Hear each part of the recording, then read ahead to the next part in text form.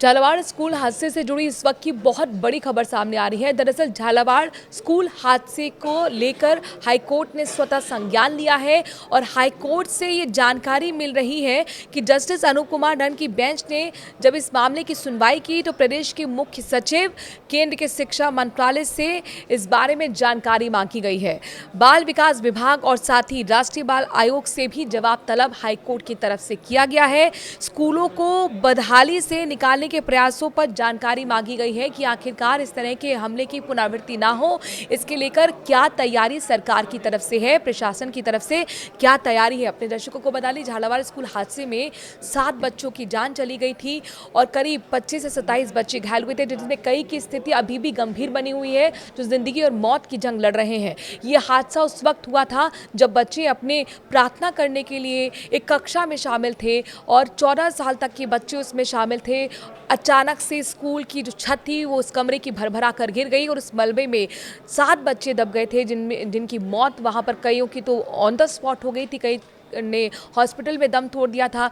ये एक ही जगह के मनोहर थाना इलाके के बच्चे थे और जब अगले दिन उनकी अर्थियाँ उठी तो मान लीजिए कि पूरा प्रदेश गमगीन रहा और पूरे गांव में कहीं चूल्हा नहीं जला, क्योंकि जाहिर तौर पर ये कहा जाता है कि जितना छोटा जनाजा होता है उतना बहुत भारी होता है।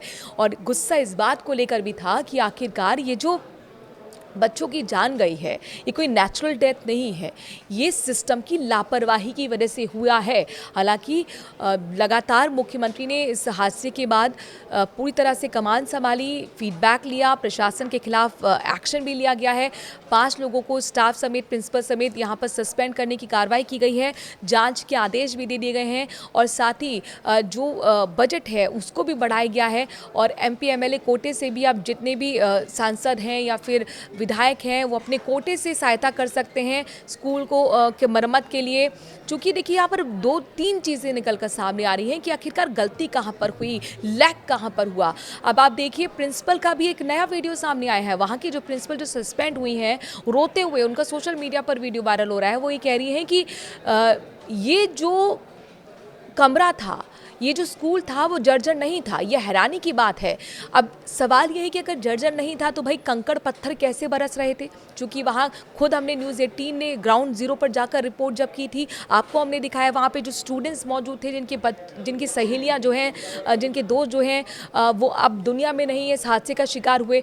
वो बच्चे बता रहे हैं कि हमने तो जाके टीचर को बोला था कि टीचर जी ये तो छत से कंकड़ पत्थर बरस रहे हैं। उन्होंने हमारी बात अनसुनी कर दी और हमें डांट के अंदर भगा दिया और इसके 2 मिनट बाद ये हादसा हो गया। तो भाई अगर कोई इमारत जर्जर नहीं है तो फिर कंकड़ पत्थर कहाँ से बरस रहे हैं? ये अपने आप में बहुत बड़ा सवाल है। लेकिन इन सब के बीच में सच्चाई निकल के सामने आएगी। हालांकि जो कलेक्टर है वहाँ पर अजय, उन्होंने साफ तौर पर मीडिया के सामने, कैमरे के सामने आके न्यूज़ 18 के सामने कहा था कि जो जर्जर बिल्डिंग होती हैं उनकी लिस्ट में ये है ही नहीं। वही शिक्षा निदेशक का अगर आप बयान देखेंगे, देखिए सब लोगों के बयान अलग अलग हैं जो कि मैच नहीं हो रहे हैं और इसीलिए यहाँ पर ये समझ में आ रहा है कि प्रशासन की कितनी बड़ी लापरवाही है, जो नौनिहालों पर भारी पड़ गई, उनकी ज़िंदगी छीन ली। वहाँ शिक्षा निदेशक कहते हैं कि मॉनसून आने से पहले हमारा हमेशा ये काम होता है, सुनिश्चित किया जाता है, ये हम निर्देशित करते हैं वहाँ के स्कूलों को कि जर्जर बिल्डिंग जो है उसका नाम दें और वहाँ पर मरम्मत का काम किया जाए, और अगर जहाँ पर जर्जर बिल्डिंग है वहाँ पर मरम्मत अगर नहीं हो पा रही है तो हम उसको सुरक्षित जगह पर शिफ्ट करते हैं। तो सवाल है कि अगर आप सुनिश्चित करते हैं तो फिर ये हादसा कैसे हो गया?